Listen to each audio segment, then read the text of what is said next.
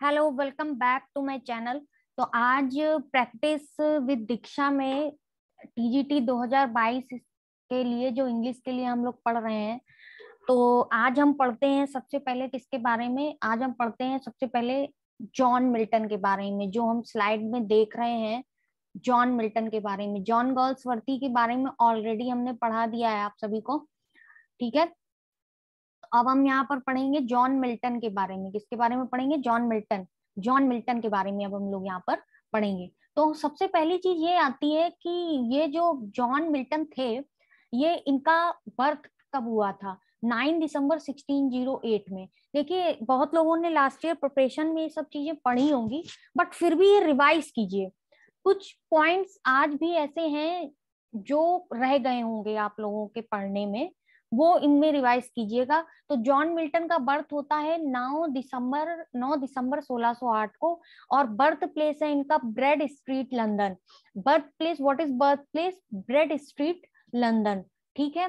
Death हुई इनकी 8 नवंबर 1674 को। डेथ इनकी कब हुई? 8 नवंबर 1674 को। अच्छा, ये जो 9 दिसंबर को इनका बर्थ हुआ, उसके एक महीने पहले और एक डेट पहले, देखिए, एक महीने पहले और एक डेट पहले इनका क्या हुआ? इनकी डेथ हुई, और 1674 में। तो अब हम इससे पढ़ सकते हैं कि जो जॉन मिल्टन है, इनका जन्म हुआ 1608 टू 1674। अब हमको जो कुछ भी पढ़ना है जॉन मिल्टन से रिलेटेड, वो ऑल नॉलेज रिलेट करेगा इतने ही टाइम ड्यूरेशन में, 1608 टू 1674। ये बात बहुत बारीकी से ध्यान रखिएगा कि जो जॉन मिल्टन के बारे में, इनके वर्क के बारे में जो भी पढ़ेंगे, वर्क के बारे में, वो सब होगा इसी टाइम पीरियड के अंदर, 1608 टू 1674, राइट। बट जो अदर राइटर्स जो इनके बारे में लिखेंगे, वो इस पीरियड के बिटवीन नहीं होगा। आई होप समझ आ रहा होगा। तो इनकी डेथ, और इनको बरीड किया गया था सेंट गिल्स क्रिपली गेट में। इनको बरीड किया गया था, कहां पर इनको बरीड किया गया था? Saint saint Giles Cripplegate. ठीक है, सेंट गिल्स क्रिपली गेट, जो चर्च, क्या बोलते हैं, जो होता है कब्रिस्तान, वहां पर बरीड किया गया था इनको। सेंट गिल्स क्रिपली गेट बोला जाता था। मदर का नाम सारा जेफरी था, और फादर का नाम जॉन मिल्टन था। जैसे कि हम पहले भी लेक्चर्स में आपको ये बात बता चुके हैं कि जितने भी हमारे राइटर टीजीटी में पढ़ने वाले हैं, चाहे वो जॉन मिल्टन हो, ठीक है, चाहे वो विलियम शेक्सपियर हो, ठीक है, चाहे वो विलियम शेक्सपियर हो, चाहे वो जॉन मिल्टन हो, और चाहे वो विलियम वर्ड्सवर्थ हो, और चाहे जॉन गॉल्सवर्दी हो, यही चार राइटर्स के बारे में ही हमको पढ़ना है टीजीटी के लिए। तो इनमें चारों के ही फादर का नाम जो है वो जॉन है। फादर का नाम क्या है?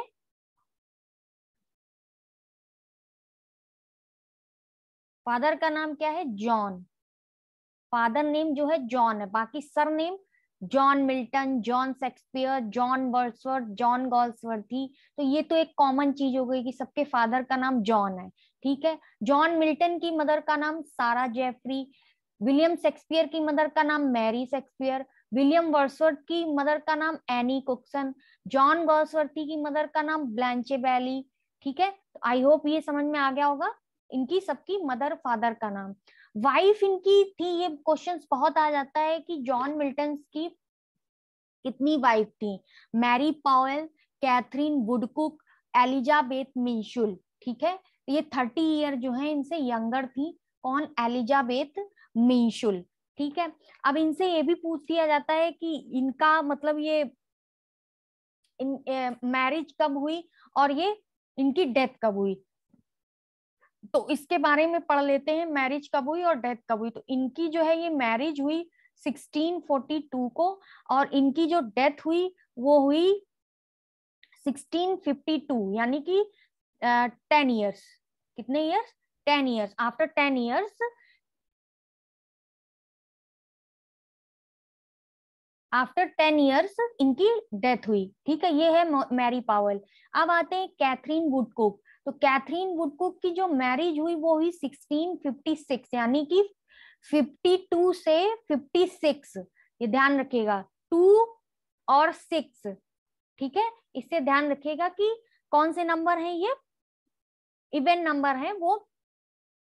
वो उसी में ही इनकी सेकेंड वाइफ की जो है शादी हुई आफ्टर 1652। 1656 को मैरिज हुई और इनकी डेथ हुई 1658। ये भी देखिए इवन नंबर है, 1658। अब आते हैं एलिजाबेथ मिंसुल। तो एलिजाबेथ मिंसुल की जो है मैरिज का डिटेल दिया गया है 1663। ठीक है, इनके डेथ के बारे में नहीं बताया गया क्योंकि जब जॉन मिल्टन की डेथ हुई तो एलिजाबेथ मिंसुल थी। ठीक है, तो 3 डॉटर थी इनकी, Annie, Mary and Deborah. Annie, Mary and Deborah. ठीक है, मूव टू नेक्स्ट स्लाइड। 1620। अब आते हैं कि 1608 में, चलिए 1608 में चलिए इनका बर्थ हो गया। ठीक है, अब आते हैं, बढ़ते हैं 1620। तो 1620, ठीक है, ये वेंट कहां पर गए, वेंट सेंट पॉल स्कूल। कहां पर गए, वेंट सेंट पॉल स्कूल गए 1620, यानी 1608 से जब इनका बर्थ हुआ तब से ये 1608 में जब इनका बर्थ हुआ और तब से ये 1620, यानी कितने इयर्स के हो गए ये,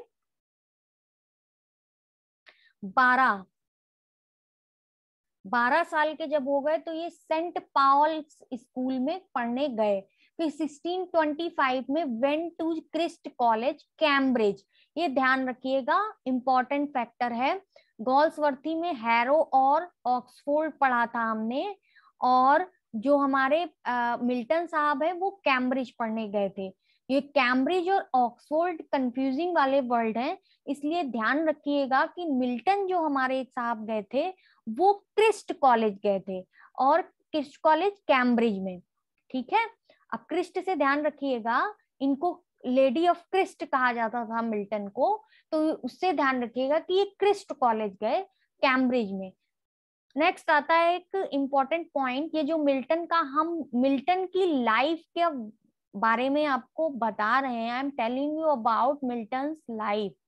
तो उनकी लाइफ में जो जो इम्पोर्टेंट फैक्टर है ना, वही वही केवल अपने को पढ़ने की नीड है। ठीक है, वही वही पॉइंट्स केवल हैं इसमें, बाकी इनके वर्क के बारे में नेक्स्ट लेक्चर में I will read about it.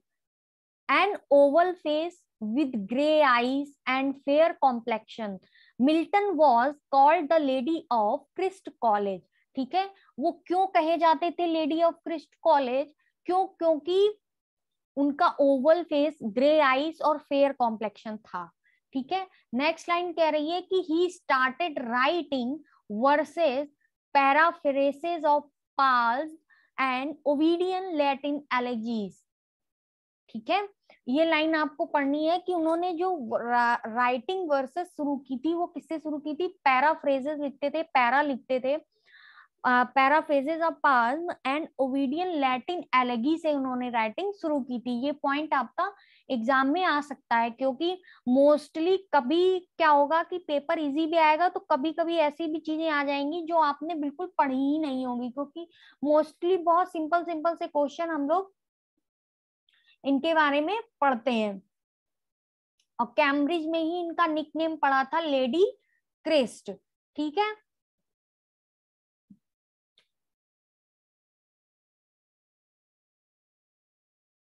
और एक पॉइंट है कि he started to live in country house a family at Horton in बकिंगमशायर।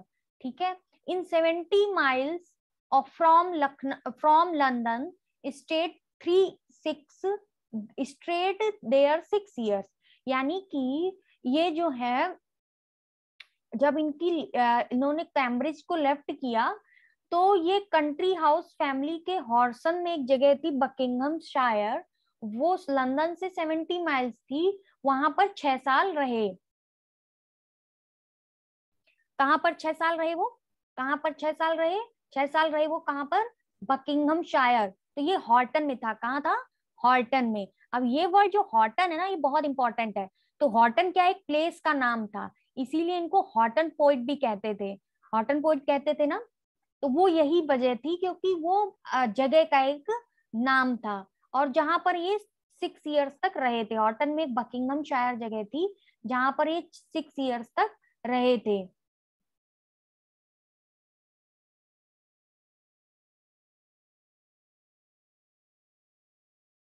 अब आते हैं नेक्स्ट उसमें 1627। Milton had an argument with his tutor William Chappell. William Chappell से जो है इनकी आर्ग्यूमेंट हो गई थी, तो ये सस्पेंड कर दिए गए 2 साल के लिए अपने कॉलेज से। ठीक है, फिर इस दौरान क्या हुआ, अब ये ध्यान रखिएगा कौन से इनके ट्यूटर थे, विलियम चैपल, जिनसे इनकी आर्ग्यूमेंट हुई थी, तो इनको सस्पेंड कर दिया गया था उस कॉलेज से। 1629 ode on the death of a fair infant dying of a cough. ये इनकी एक ओड थी जो इन्होंने 1629 में लिखी थी, dying of a cough. Next आते हैं 1629। 1629 में इन्होंने एक पोएम लिखी, dying of a cough. And then इन्होंने 1629 में बीए को कंप्लीट किया।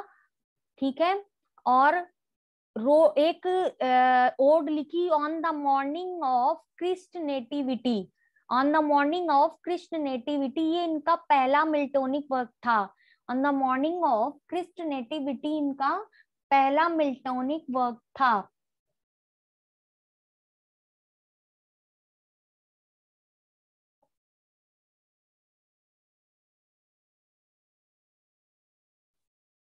अब कहा जा सकता, पूछा जाता है मोस्टली क्वेश्चन कि इनका हॉर्टन पीरियड क्या कहा जाता है, कौन से ईयर हॉर्टन पीरियड में आते हैं। ये क्वेश्चन आपका बहुत पूछा जाता है कि पॉपुलरली जो हॉर्टन पीरियड है वो कब कहा जाता है, तो वो कहा जाता है 1632 टू 1637। ये जो हॉर्टन पीरियड है ना, वो कहा जाता है पॉपुलरली 1632 टू 1637।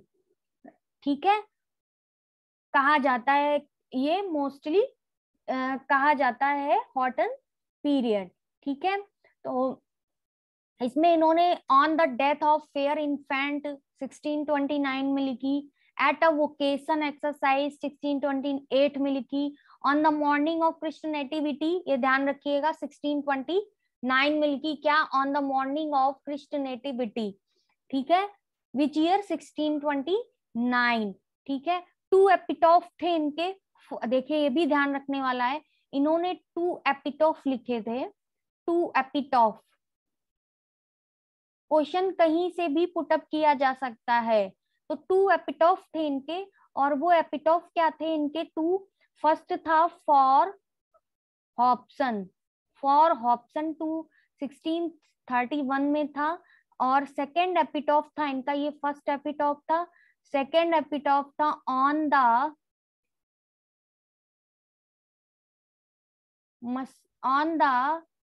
मसिनॉस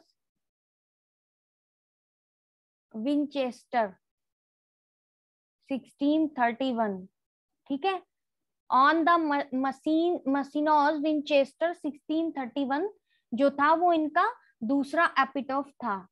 ठीक है, ऑन द मसिनॉस विंचेस्टर ये दूसरा इनका एपिटॉफ था। फॉर हॉब्सन ये इनका पहला एपिटॉफ था। On the Marchioness Winchester, I hope आपको दिख रहा होगा, फॉर हॉब्सन और ऑन द मसिनॉस विंचेस्टर। ठीक है, ये इनका दूसरा एपिटॉफ था, और ये दोनों 1631 में ही लिखे थे इन्होंने।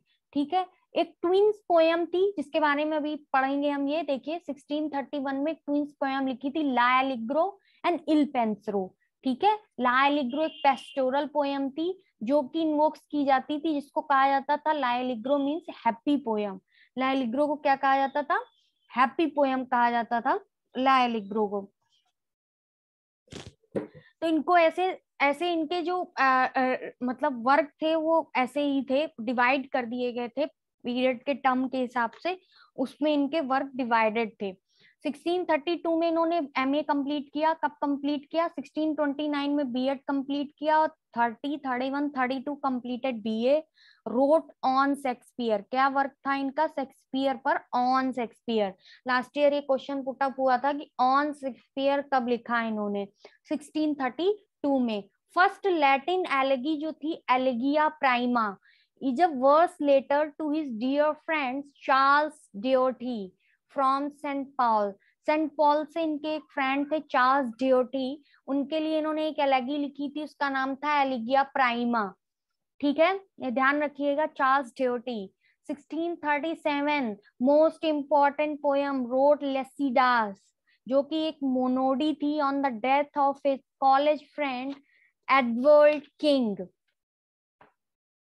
एडवर्ड किंग जो इनके फ्रेंड थे, उनके बारे में इन्होंने लेसिडास पोयम में उनकी जो डेथ हुई है उसके बारे में इन्होंने एक्सप्लेन किया था। किसमें?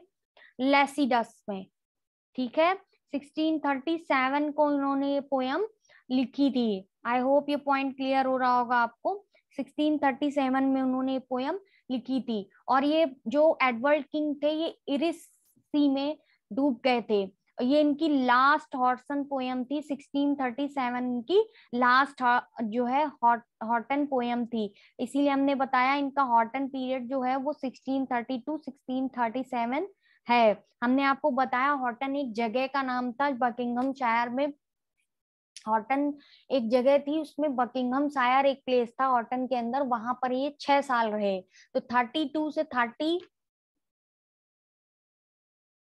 37 ये जो भी रहे, ये इनका हॉटन पीरियड कहा जाता है। इसी वजह से कहा जाता है क्योंकि ये उस जगह पर रहे। Move to next slide. Next slide Milton के बारे में क्या कहते हैं? 1634। ठीक है, 37 हमने पढ़ा लैसिडस, लेकिन उससे पहले भी इनके वर्क थे। 34 में एक इन्होंने मसक लिखा था, मसक ऑफ कॉमर्स। कॉमर्स ये इनका वर्क था। Comus was written in 1634। 1634 has written the commerce to be performed at Ludel Castle before the Earl of Bridgewater and friends। और इसका जो ओरिजिनल एक नाम ये भी दिया जाता है, टाइटल दिया जाता है, द ट्रायम्फ ऑफ वर्च्यू। क्या नाम दिया जाता है? The Triumph of virtue. तो ये ध्यान रखिएगा कि जो अगर ट्रायम्फ ऑफ वर्च्यू आ जाए तो कंफ्यूज मत होइएगा। ये एक मशक है, कॉमर्स का जो टाइटल है। मशक एक जो है लिटरेचर वर्ड है, वो मशक है, वो कॉमर्स नाम है उसका। ठीक है, जैसे पोयम होती है ना, पोयम और हम नाम दे देते हैं लूसी ग्रे, तो ये वैसे ही ये मशक है, मस्क है, मस्क कह लीजिए, मस्क है। और वो उसका नाम क्या है? कॉमर्स। ठीक है, आई होप आपको क्लियर हो गया होगा ये पॉइंट। Move to next. Between 1639 to 1642, he made 4 drafts for a work to be called Adam Unparadised। इन्होंने फोर ड्राफ्ट बनाए बिटवीन 1639 टू 1642। ठीक है, अभी हमने पढ़ा कि इन्होंने ऑन द क्रिस्ट नेटिविटी जो लिखा था, which year he has written on the Christ nativity।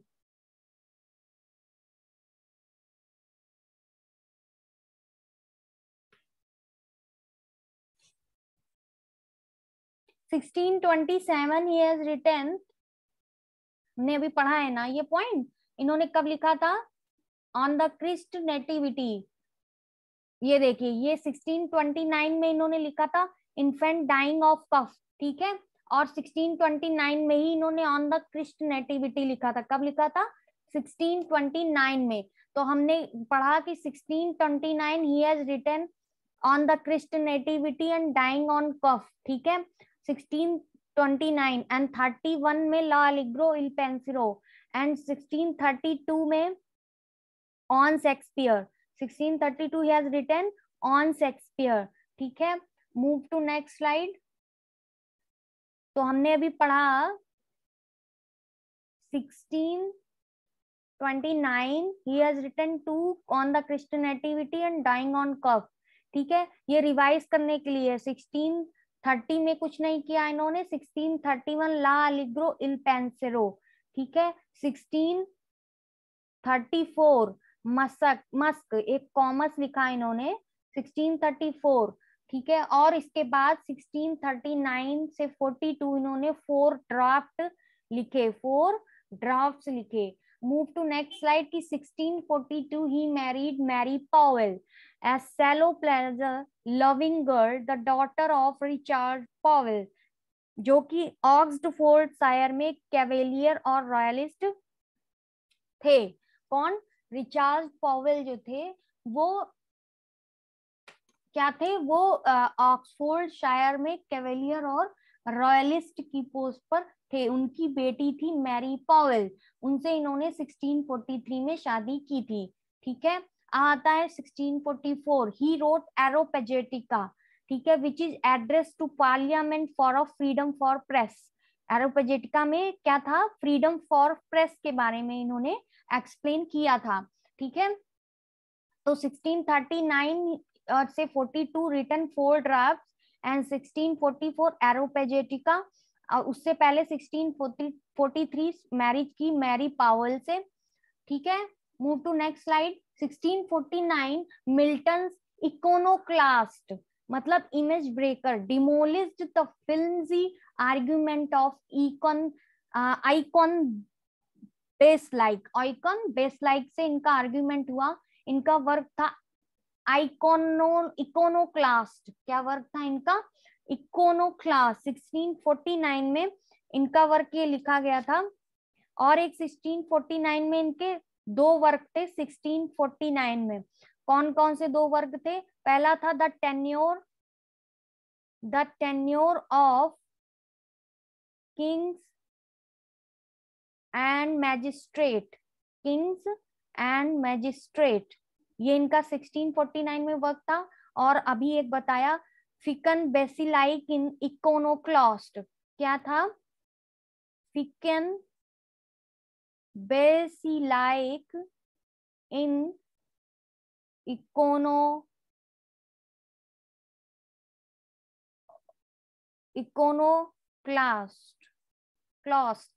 ठीक है। तो ये वर्क पूछा जा सकता है कि किसका वर्क था, क्योंकि इकोनोक्लास्ट ये वर्क था जॉन मिल्टन का, ठीक है। एंड 1649 में ही became foreign secretary to commonwealth game, क्योंकि इनके टाइम में 1625 से 1625 टू 16 जो 16 का पीरियड था उसमें चार्ल्स कैवेलियन 1625 से 1660 कैवेलियन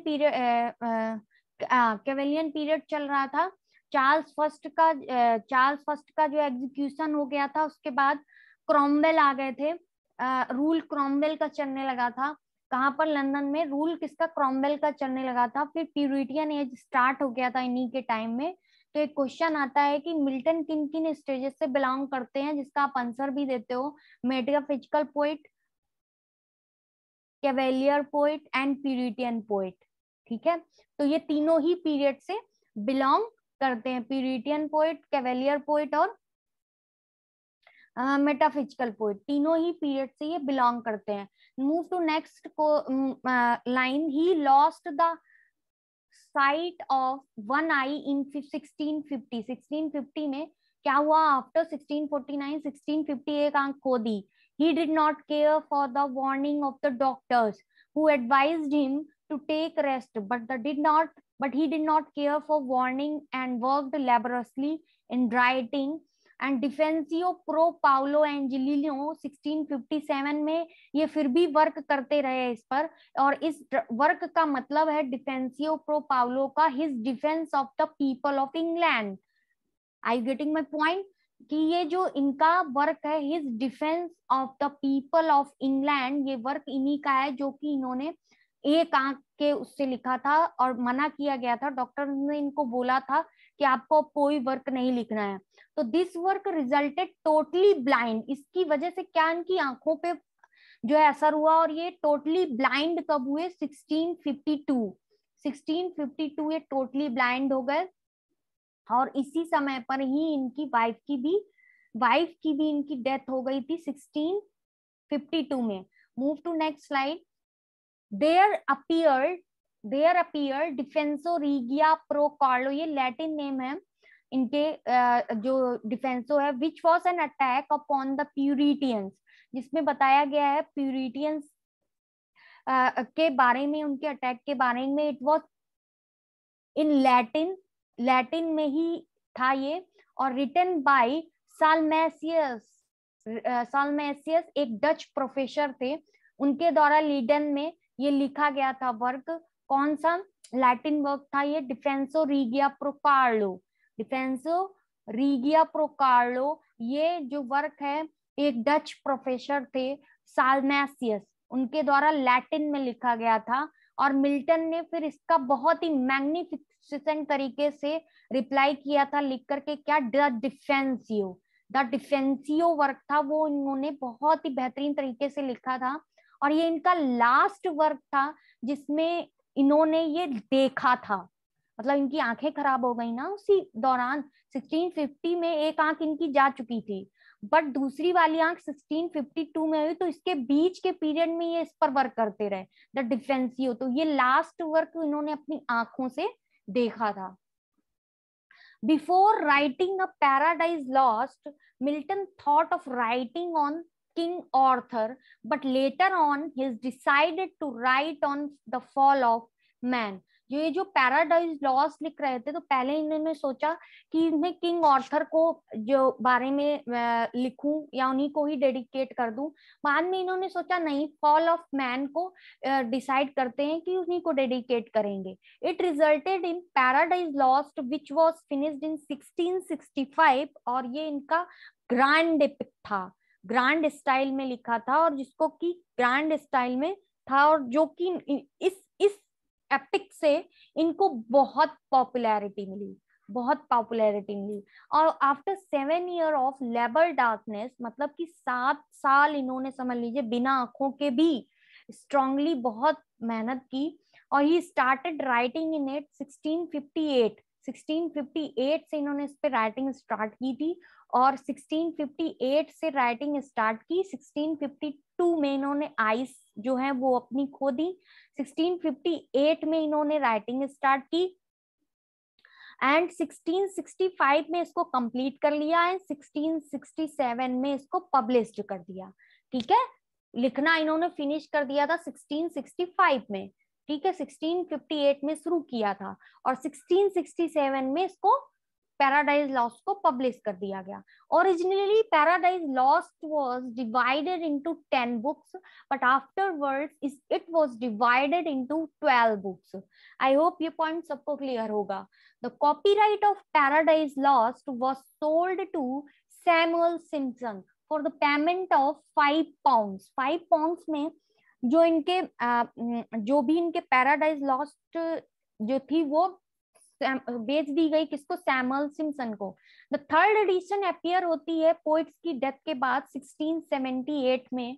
किसकी? पैराडाइज लॉस्ट की थर्ड एडिशन 1678 में जो अपीयर्ड होती है। एट थॉमस एल्वुड ने सजेशन दिया कि बट वॉ हास्ट थाउ टू से ऑफ पैराडाइज फाउंड। उन्होंने अपनी लैंग्वेज में बोला था कि Milton wrote the second part of the EPIC, इसलिए उन्होंने फिर सेकेंड पार्ट लिखा 1671 पैराडाइज रिगेन, जो कि थॉमस एल्वुड ने सजेस्ट किया था इनको। तो इन्होंने उसको दोबारा से ही कंप्लीट किया, पैराडाइज रिगेन 1671 में। किसने इनको सजेस्ट किया? थॉमस एल्वुड ने। 16 किसने सजेस्ट किया? थॉमस एल्वुड ने। लास्ट है इन 1671 his last important work Samson Agonist। ठीक है, the most powerful dramatic poem on the Greek model appeared। तो हमने अभी तक देखा कि इन्होंने लैटिन और ग्रीक दो पर भी वर्क किए हैं, ये दोनों ध्यान रखने वाली बात है। जैसे कि शेक्सपियर भी लैटिन और ग्रीक, जो small Latin and less Greek है, उनके बारे में बेन जॉनसन ने कहा है, एज इट इज लैटिन और ग्रीक जो है ये पुराने समय से हमारी लैंग्वेजेस चली आ रही थी, और उनको ही इंस्पायर होके लैटिन और ग्रीक इन उस समय के भी 17 सेंचुरी के अराउंड में इन जो भी पोइट्स है उन्होंने भी कुछ बहुत इस लैटिन और ग्रीक पर भी वर्क किया। Milton left his estate by will to his third wife Elizabeth Minsul, but the three daughters contested the will. ठीक है, 3 daughters जो है वो उनको विल बनाया गया, और एलिजाबेथ मिंशुल जो उनकी लाइफ में कब आई थी 1663 में, ठीक है। 1656 में कैथरीन वुडकुक आई थी, और 1642 में कौन आई थी, मैरी पॉवेल, ठीक है। तो ये था हमारा किसके बारे में, ये था हमारा मिल्टन के बारे में डिटेल। अब इनके वर्क जो थे वो क्या क्या थे, क्योंकि कभी कभी 4 वर्क क्वेश्चंस में दे देते हैं और कह देते हैं इनमें से बताइए कि कौन से वर्क रिलेट करते हैं किससे, जॉन मिल्टन के। तो ये था टोटली हमारा लेक्चर जॉन मिल्टन के बारे में। आई होप इसमें कुछ पॉइंट्स ऐसे होंगे जो आपने एग्जाम पॉइंट ऑफ व्यू से बहुत इंपॉर्टेंट है, और इन क्वेश्चंस इस लेक्चर्स को एक बार पढ़िएगा। जो पॉइंट्स जैसे कि थॉमस एल्वुड ने सजेस्ट किया, ठीक है, और सैमसन जो उन्होंने सैमसन जो थे जिन्होंने लास्ट में पैराडाइज जो थी वो कितने पाउंड में उन्होंने खरीदी थी पैराडाइज,